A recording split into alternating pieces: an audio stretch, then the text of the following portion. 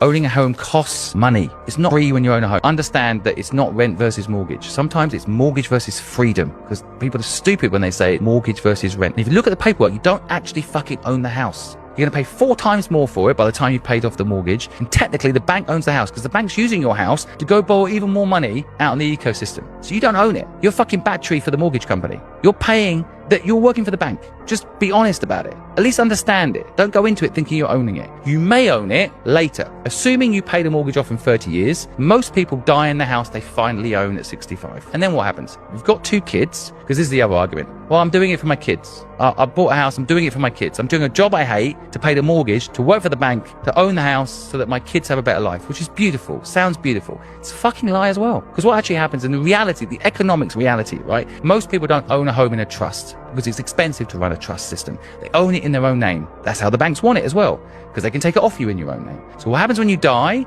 is inheritance tax in most countries, especially England, 45%.